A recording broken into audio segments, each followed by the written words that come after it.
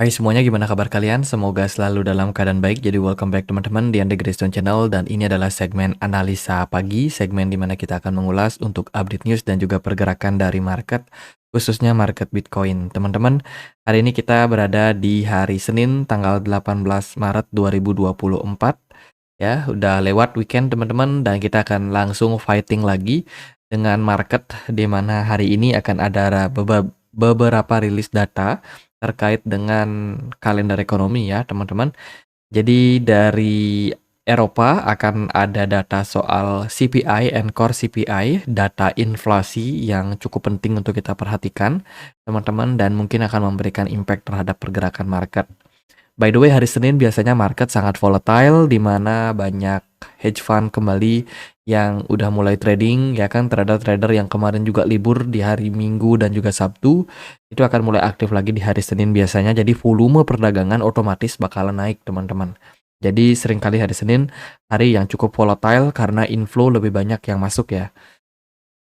Dan teman-teman akan ada beberapa data yang kita juga akan temukan di minggu ini. Jadi saya ingatkan aja buat tetap berhati-hati sama market teman-teman. Jadi hari Senin lanjut hari Rabu, kemudian ya Senin, Rabu, dan juga Kamis itu adalah beberapa hari yang sangat-sangat penting menurut saya ya. Jadi waspadai dengan volatilitas. Kita juga akan dapat rilis data terkait dengan keputusan suku bunga dari The Fed tanggal 21 Maret nanti. Jadi minggu ini bakalan menjadi minggu yang sangat volatile. Teman-teman, kita akan mulai pembahasannya dulu dari beberapa news atau sentimen yang ada pada market. Yang pertama adalah BOMI.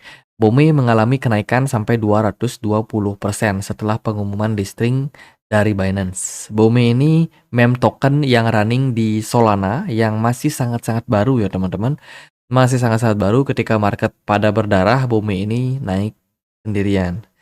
Jadi Book of Meme ya nama tokennya, dan ini benar-benar mengubah paradigma cara berpikir kita terhadap meme token. Meme token yang memang sebenarnya tidak memiliki utility, tidak memiliki kegunaan, itu justru mengalami kenaikan yang sangat-sangat signifikan.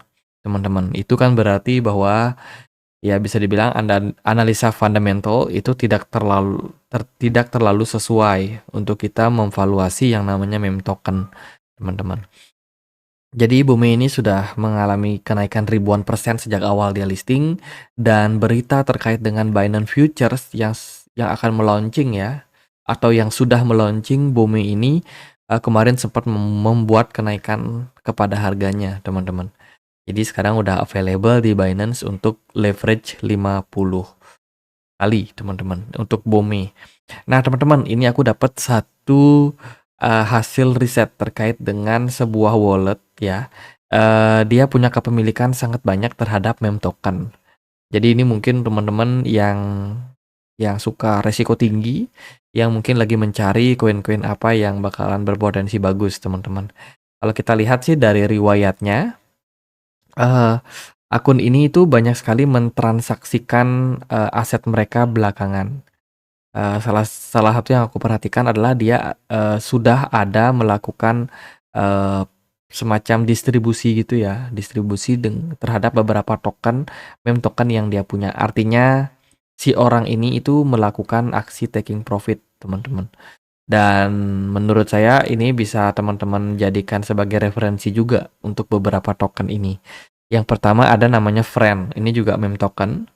Teman-teman, itu yang dia hold. Kemudian juga ada Zolsila, kemudian D-Rage atau Drag, dan sisanya kecil-kecil sih, teman-teman. Jadi ini beberapa meme token yang mungkin teman-teman bisa pantau ya, teman-teman. Ini bagi teman-teman yang suka high risk.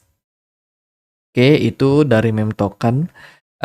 Kemudian ada kegiatan event dari Nvidia. Teman-teman, Nvidia ngadain semacam konferensi gitu.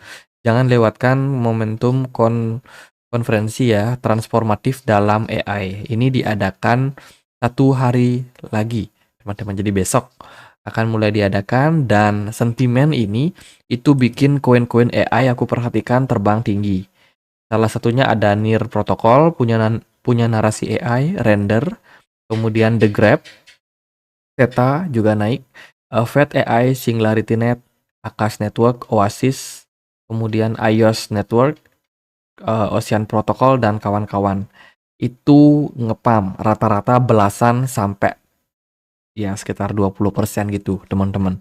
Jadi koin dengan narasi AI itu juga mengalami rally ya yang lumayan signifikan. Selain itu teman-teman, kita juga akan ada narasi halving yang akan terjadi di 34 hari ke depan. Ini estimasi ya.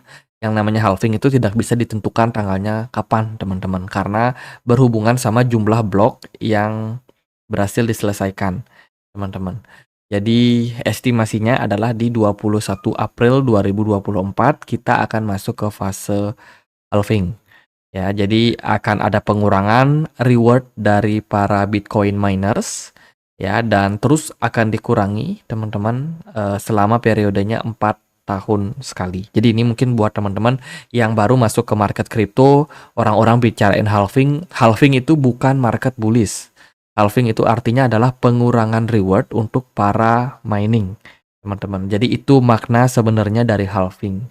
Memang yang namanya pengurangan itu menyebabkan kelangkaan. Kelangkaan dapat memicu kenaikan harga, teman-teman. Tapi yang pasti adalah halving itu bukan artinya market bullish ya. Jadi berbeda, teman-teman. Oke, kita akan lihat juga dari beberapa news, teman-teman.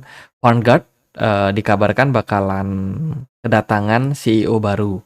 Tim Buckley itu bakalan selesai ya, bakalan resign, teman-teman. Dan sepertinya Vanguard akan memilih juga siapapun yang menggantikan tim Buckley ini supaya bisa tetap konsisten dalam hal ya yang bisa dibilang sikap dari Vanguard, teman-teman. Konsisten. Jadi tim Buckley kan dia cukup menolak ya, cukup menentang lah yang namanya ETF Bitcoin, teman-teman. Tapi yang anehnya adalah Vanguard ini dia justru berinvestasi sama salah satu perusahaan mining Bitcoin. Jadi dia menentang ETF tapi tetap mendukung Bitcoin mining. Kalau menurut saya sih sikap-sikap dari pemimpin-pemimpin besar perusahaan seperti ini memang wajar ya. Seperti halnya BlackRock kemarin, teman-teman, menentang Bitcoin, mengatakan Bitcoin scam dan lain sebagainya, tapi ujung-ujungnya ya menawarkan ETF juga. Jadi jangan dengar apa yang mereka bilang, tapi lihat kemana uang bergerak. Itu salah satu quote yang benar-benar relate, teman-teman, untuk posisi saat ini. Kemudian AI Blockchain Solution Winning Investor. Oke, ini adalah narasi terkait dengan AI yang rame banget lagi, teman-teman, di tahun 2024 ini terkait dengan banyaknya investasi yang masuk ke project-project AI belakangan ini. Dan ini tentunya bullish ya buat sentimen kripto dengan narasi-narasi AI. Jadi nggak terlalu banyak news sebenarnya di hari kemarin, teman-teman. Jadi marilah kita coba untuk lihat bagaimana pergerakan dari market. Bitcoin kemarin mengalami sedikit recover setelah penurunan yang terjadi, teman-teman, sampai mendorong Bitcoin turun sampai 65 ribuan dan sekarang udah naik sampai 68 ribu. Kemudian beberapa kripto yang lain juga mengalami kenaikan kayak GRT, Doge 8%, teman-teman. Jadi koin-koin narasi AI dan juga meme itu naiknya agak tinggi ya, teman-teman, di perdagangan kemarin. Dan ya beberapa altcoin udah mulai positif lagi sama seperti pergerakan dari Bitcoin. By the way, BTC Dominance juga masih dalam posisi yang cukup tinggi untuk saat ini. Oke, Bitcoin kan mau dapat closing time frame weekly di perdagangan hari ini. Kita masih berada di atas area area all time high, teman-teman, ada di 68.000. So far so fine aja ya.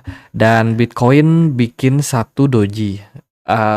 Ngeri juga, teman-teman. Doji ini seringkali bisa dibilang menjadi indikasi awal yang namanya tren pembalikan arah. Semoga minggu depan kita nggak create satu candle merah, teman-teman, karena secara psikologi itu bisa menimbulkan lebih banyak short seller ya daripada market, teman-teman, disebabkan karena indikasi-indikasi teknikal yang mungkin mempengaruhi psikologi aja, teman-teman. Jadi semoga closing time frame, hari ini bisa positif, bisa ijo, ya. Kalau ini masih doji, masih harus diwaspadai untuk minggu depan, teman-teman. Kemudian dari pergerakan di time frame daily, pergerakan Bitcoin kali ini ditunjang masih dengan volume perdagangan yang bagus, smart money juga masih bagus, tapi dari MACD-nya udah mulai ada dead cross yang terjadi. Penurunan yang terjadi pada Bitcoin di perdagangan kemarin itu ditunjang dengan 3 candle merah ya. 3 candle merah yang tentunya ini mengindikasikan memang adanya tekanan jual pada market. Sedikit saya perhatikan di time frame 4 jam, penurunan yang terjadi pada Bitcoin itu cukup masif, teman-teman. Indikasi saya sih yang menyebabkan penurunan terjadi pada Bitcoin ini disebabkan karena panic selling, ya. Entah itu karena aksi taking profit, ya kan. Tapi yang pasti untuk posisi sekarang itu belum ditunjang oleh indikasi bearish ya teman-teman. Ini masih koreksi wajar saja. Jadi buat teman-teman yang mungkin baru masuk ke market kripto, panik ya kan, portfolionya minus sampai puluhan persen. Jadi ya inilah market kripto, bisa naik sampai puluhan persen, bisa turun juga puluhan belasan persen setiap harinya teman-teman. Jadi jangan FOMO, kalau mau masuk tunggu ke fase-fase koreksi seperti ini, teman-teman boleh cicil akumulasi. Ya biar dapat harga average-nya teman-teman, biar nggak dipucuk ya, biar nggak dapat harga pucuk. Nah itu sih sementara kalau menurut saya ya masih korektif, pergerakan Bitcoin cenderung turun secara perlahan, tapi, dalam jangka waktu pendek memang ada sedikit kenaikan disebabkan karena mungkin beberapa sentimen dan juga ada pergerakan smart money yang mulai masuk ke market, memasuki weekdays ini. Ingat tadi, kita akan dapat rilis data terkait dengan FOMC meeting, FOMC statement, keputusan suku bunga Fed di hari Kamis dini hari. Jadi waspada aja terhadap market, teman-teman. Apapun yang terjadi pada market hari ini, eee, dalam beberapa hari ke depan itu masih bakalan sangat-sangat volatile. Jadi gambarannya ya kurang lebih seperti itu, teman-teman. Kalau dari saya pribadi sih, kalau andai kata Bitcoin masih lanjut koreksi, ya udah teman-teman bisa pantau di kisaran level 60 ribuan ke bawah sedikit ya, mungkin di 57 ribuan something, itu bisa menjadi area yang bagus banget buat teman-teman melakukan akumulasi, teman-teman. Tapi kalau andai kata pergerakan Bitcoin justru tidak koreksi sedalam itu, dan di harga sekarang Bitcoin sudah bisa recover kembali naik, misalkan ya, langsung recover, ya itu berarti market, terlalu banyak yang mau beli daripada yang mau jual. Sehingga ya nggak ada tekanan jual yang terlalu signifikan. Jadi itulah keunggulan teman-teman yang melakukan DCA, kemungkinan teman-teman bisa dapat harga yang bagus, teman-teman tanpa harus banyak, menunggu harga bottom itu datang, ya. Karena kita kan masih dalam siklus bull run nih teman-teman. Kita masih dalam posisi bullish dalam jangka waktu yang panjang. Jadi, ya nggak ada masalah kalau teman-teman misalkan nyangkut di harga sekarang, masih bakalan ada momentum buat teman-teman cuan kalau kalian mau sabar hold dalam beberapa bulan. Beberapa altcoin yang menurut saya menarik, itu masih ya seputar koin-koin seperti Matic yang belum naik terlalu tinggi, kemudian Algo, saya juga melihat Algo ini belum naik terlalu tinggi, apalagi dia kemarin kita udah bahas ada inverse head and shoulders, dan sekarang berpeluang untuk ngetes area support nih di kisaran 0,23. Let's say kalau dia ngetes ke support tersebut bisa turun ya, teman-teman, yang mau akumulasi ya bebas-bebas saja. Koin-koin yang lain aku juga udah posting sih kemarin di 5 altcoin yang menarik ya buat teman-teman pantau. Itu, ada di channel YouTube ini teman-teman, aku posting 3 hari yang lalu, teman-teman bisa check out. Jadi gitu aja paling buat update kali ini, hari Senin nggak terlalu banyak news, jadi ya selamat merasakan volatilitas pada market teman-teman. Kita punya komunitas diskusi juga di Telegram, tempat aku untuk update berita-berita terbaru tentang market kripto. Bagi teman-teman mungkin yang mau join, linknya ada di kolom deskripsi video ini. Jadi gitu aja, akhir kata saya Andre, makasih.